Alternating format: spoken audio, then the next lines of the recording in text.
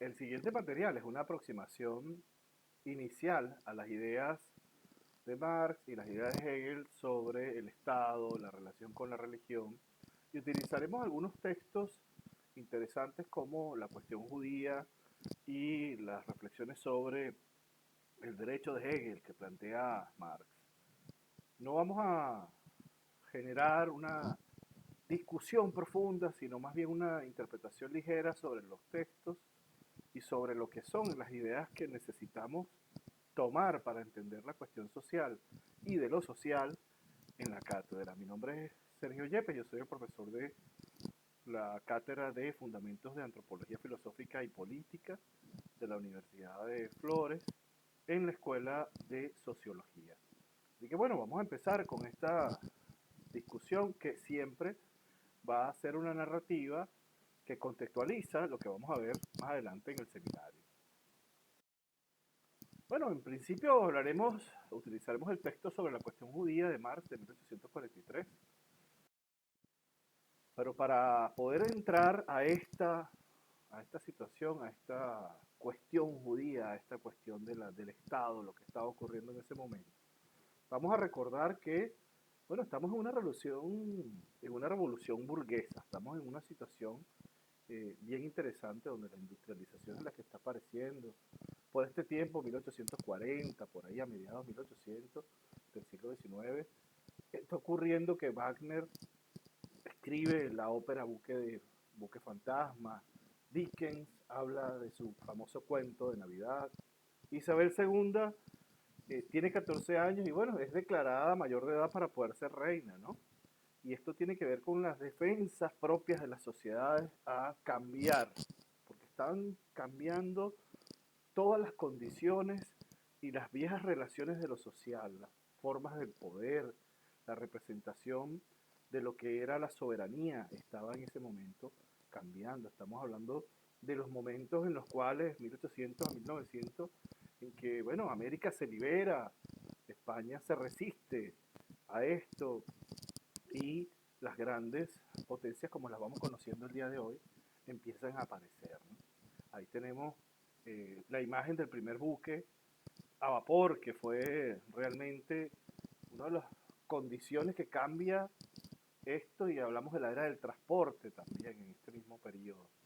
En aquel momento, como dato curioso, les tengo que antes de aparecer el buque a vapor en vela, es decir, el viento, como se hacía antes, siglos y siglos antes, se llegaba en 50 días en el buque más rápido de Italia a Buenos Aires, para pasar a ser 14 a 18 días, cuando mucho, de Italia a Buenos Aires con la aparición de estos buques, ¿no?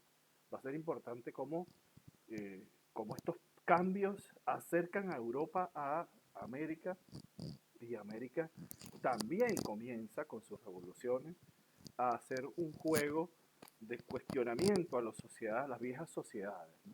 Entonces es un círculo histórico que se va dando bien virtuoso, en el cual el concepto de la ciudadanía y lo que son las personas, la libertad y cómo esta libertad también conlleva la propiedad, y veremos por qué a esto se le llama también las revoluciones burguesas.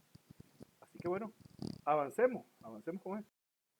La cuestión judía trae la necesidad de la emancipación o el grito judío de emanciparse de lo cívico y de lo político en aquel tiempo.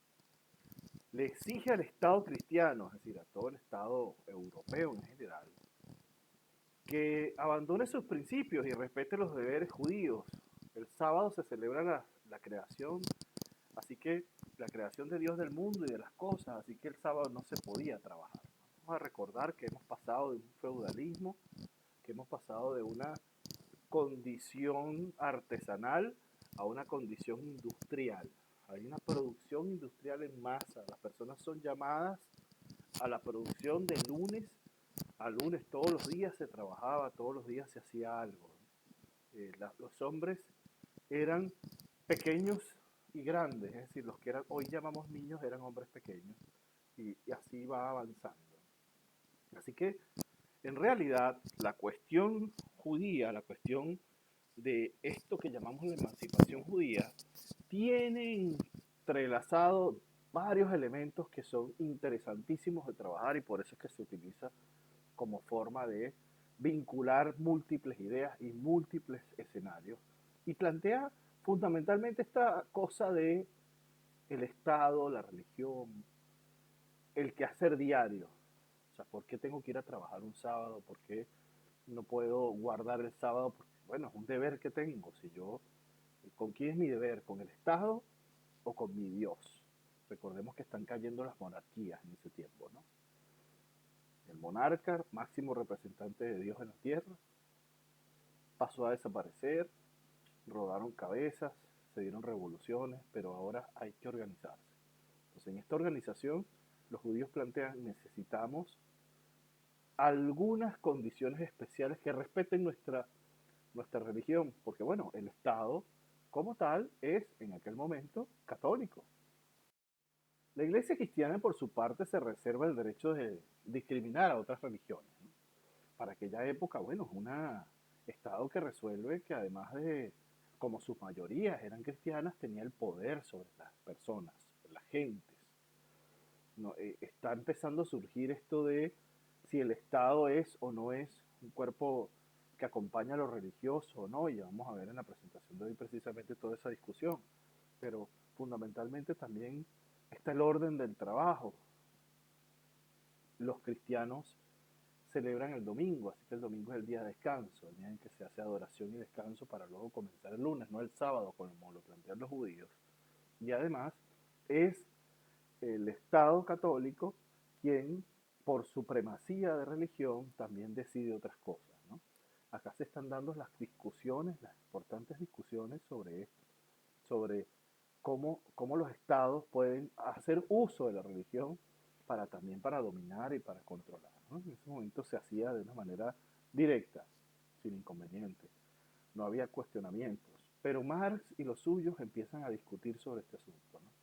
Se empieza a plantear sobre esto y se hace un cuestionamiento severo sobre el rol de la religión y el Estado, la interacción entre el ciudadano, la religión y el Estado, que vamos a ver más adelante. Pero recuerden, entonces, si yo tengo un Estado cristiano, yo tengo legitimidad para poder discriminar a los judíos. Así de simple. Es aquello de la cuestión entre lo justo y lo legal. Si las leyes son cristianas, así de simple, entonces legalmente puedo discriminar a otras religiones. ¿Es justo? No, no lo es.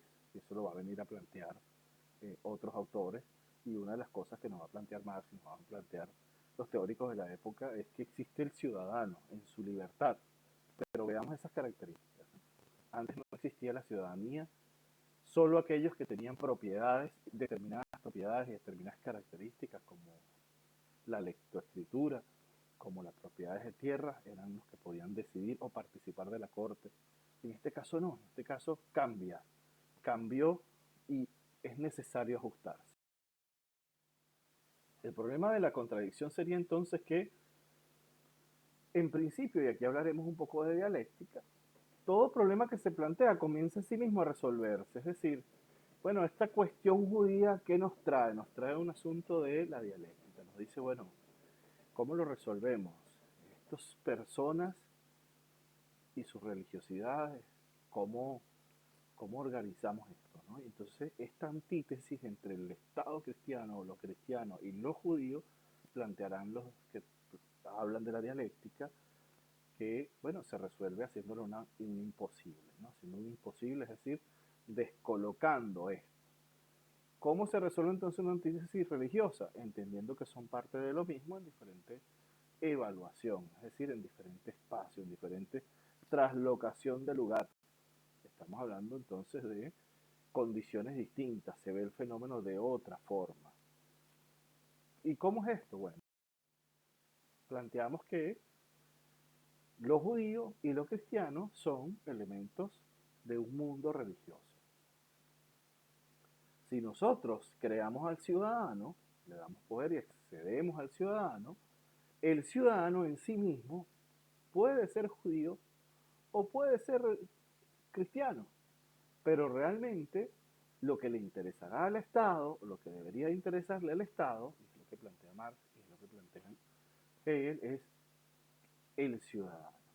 Entonces el ciudadano es un sujeto que fundamentalmente debe darse desde la secularidad.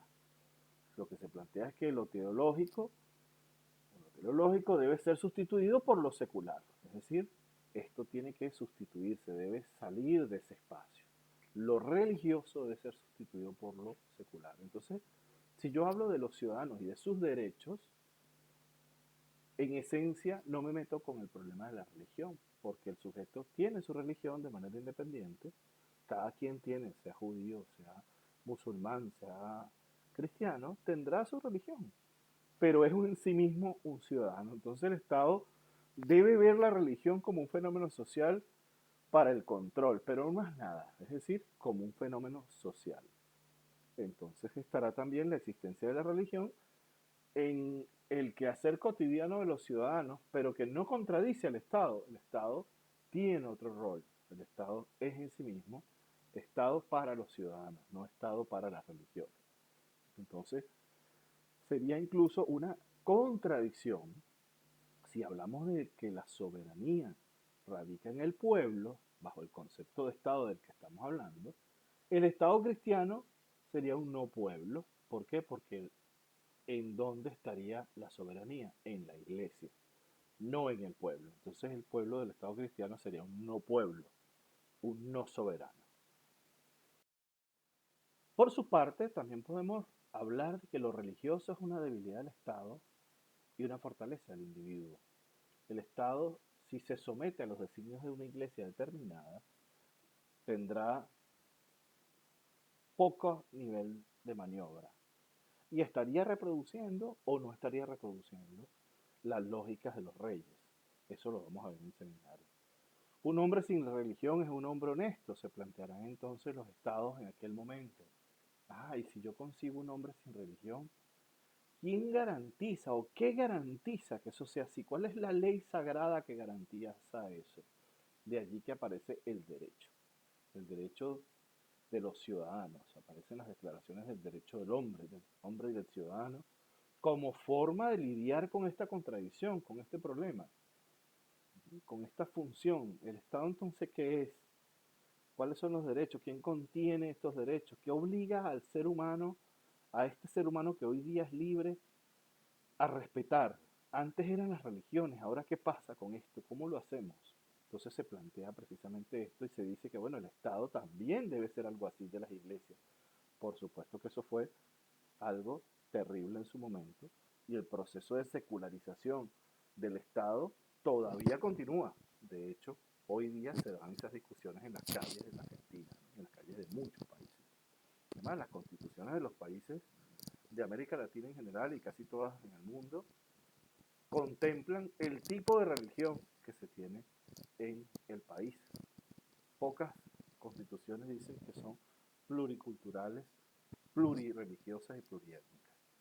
Así que bueno, es tarea para discutir también. Los americanos lo resolverán de una manera muy interesante y dirán, bueno, ninguna autoridad humana puede sustituir el derecho divino del ejercicio de la religión, lo que contradice a sí mismo al Estado religioso. Es decir, las personas tienen derecho a una religión. Y si yo tengo un Estado religioso, entonces este Estado utilizará su poder para proteger solo a aquellos que son sus devotos, solo aquellos que están dentro de su culto. Así que el Estado por sí mismo no puede ser un Estado religioso, tiene que ser un Estado de ciudadanos, tiene que ser un Estado secular. Es muy interesante porque, bueno, se utiliza el principio de la espiritualidad como forma de liberar al Estado de este peso y de esta carga. Entonces, el rol de los ciudadanos y los ciudadanos que somos, bueno, somos oprimidos y somos opresores. Más adelante lo veremos en la dialéctica del amo y el esclavo. Somos personas emancipadas y libres secularmente, es decir, podemos liberarnos, pero además estamos anclados en nuestros derechos. Y somos ciudadanos iguales ante la política, y eso es lo que deberíamos ser, ciudadanos iguales ante la política. Se suprime entonces el censo de la fortuna para el voto, y es una cosa, un principio de igualación que se da para el momento de la creación de esta ciudadanía, de esta libertad, de esta posibilidad de votar, y entonces se dice, bueno, usted no solamente va a depender de que esté o no en una religión, sino que además, esto pasó en Francia, se suprime que usted tenga propiedades o que usted sea un noble. Ser noble tenía la consecuencia de tener tierras, por supuesto, y mucho dinero. Y entonces usted podrá votar aunque usted sea pobre. Y esto es, por supuesto, un principio muy revolucionario de esa época. Entonces, no solamente, independientemente de su religión, se plantean estos autores para ese momento, 1843, sino que además usted debe ser, así como es libre para votar con o sin fortuna. El planteamiento justo de este momento es, si se da ese votos con o sin fortuna, ¿por qué no se hace voto también con o sin la participación de una religión específica? El Estado, y esto es interesante, a pesar de ser un Estado secular, se comporta como de modo espiritualista, ¿no? Omnipresente. Rige la voluntad, rige el ejercicio de la libertad y el ejercicio de derechos, coordina la protección, establece límites y está en todas partes. El hombre en sí, para este estado civil, es un ser profano, un sujeto que está liberado de los elementos de la espiritualidad, aunque en su cotidiana vida, en su forma natural, sea religioso o no. Y va a ser interesante es que el hombre en este estado civil es un miembro imaginario, dirá el autor, de una imaginaria soberanía, porque todo esto es una porción de una construcción social de la realidad, es decir, de una imaginaria soberanía o de una sociedad como tal, de un Estado. Entonces el Estado somos todos y la soberanía la ejercemos todos y todas, ¿no? Entonces, fíjense cómo acá cambia, ¿no?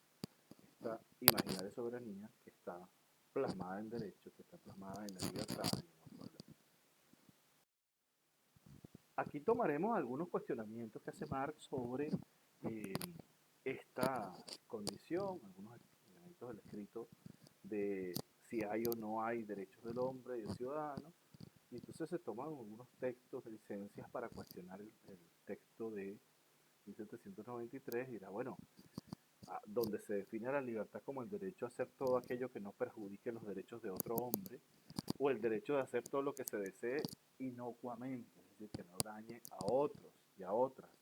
La libertad en esta concepción separa a los hombres y les pone límites a sus libertades. Y es un cuestionamiento que le hace el autor y dice, si te das cuenta, la libertad lo que hace es separarnos. Lo que yo haga no puede dañar y tampoco afectar al otro. La libertad está contenida, mi libertad está contenida en la sociedad por las libertades de los otros, por los límites de los otros. Y entonces no es una libertad colectiva, es una libertad individual. Y es lo que planteará más adelante Marx en sus propuestas socialistas de cómo debe generarse una sustitución de el sujeto ciudadano libre, independiente, aislado, al sujeto colectivo, social, que ya veremos más adelante, para librarse de otras dinámicas de la esclavitud, de los límites y de esa alteridad que separa y que no une. La propiedad privada, se plantea, bueno, es el derecho de disfrutar de su patrimonio, de hacer de él lo que se desee, es decir, creando las bases de la sociedad burguesa. Dice, bueno, el burgués pasa a tener sentido en este caso, él va acumulando, él es el dueño de la fábrica y como dueño de la fábrica también pareciera ser que hay un señorío sobre lo que hacen las personas adentro y cómo lo hacen, ¿no? Entonces estos cuestionamientos sobre la cuestión judía, de cuándo trabajar y no trabajar, se ve resuelto y se ve complicado también por, bueno, que el Estado es religioso, no es religioso, somos cristianos, no somos cristianos, qué es lo que va a ocurrir acá, cuándo tienen que trabajar las personas. Imagínense este burgués diciendo, no, bueno, la mitad de la fábrica se va porque es sábado y la otra mitad se me va porque es domingo. Necesitan definir cuándo van a tener eso porque en aquel momento se descubre, bueno, que la riqueza burguesa, el capitalismo que está naciente, bollante en ese momento, que está amasándose, es precisamente la reducción de los costos de producción y de venta y la maximización de la ganancia del burgués. Entonces, por supuesto, la propiedad privada pasa a ser importantísima en esta Declaración de Derechos del Hombre y del Ciudadano. La igualdad entonces será una igualdad ante la ley, es decir, no hay persona a la que no toque la ley. Esto, por supuesto, en su momento fue muy cuestionado por Marx. Dice, bueno, que existen, más adelante veremos esto, una vez más les hablaré de lo que también dice Hegel sobre la dialéctica del amo y el esclavo, sobre la teoría de la dominación y la lucha de clases sociales y las dialécticas que se dan entre uno y las luchas y confrontaciones que se dan. Bueno, porque esto no es tan así, esto pareciera ser un elemento discursivo del momento. El Estado entonces debe y está dado para garantizar y proteger los derechos de los ciudadanos y garantizar todos los elementos. Marx dirá, un momento, la seguridad del hombre egoísta, la conservación del hombre burgués, las propiedades de quien tiene, porque quien no tiene nada, ¿qué es lo que el Estado debe protegerle? Y se cuestiona lo que el Estado debe proteger y se cuestiona lo que el Estado en ese momento protege. Estamos hablando de una filosofía de la praxis, ¿no? También estamos hablando de una filosofía del quehacer, de lo cotidiano, que está ahí, ¿no? Donde dice, bueno, está bien, está planteado la protección, la seguridad, pero tengo los mismos derechos, no tengo los mismos derechos. ¿Qué es lo que ocurre? ¿Quién me defiende del burgués? ¿Quién me defiende del dominador? ¿Quién me defiende del amo?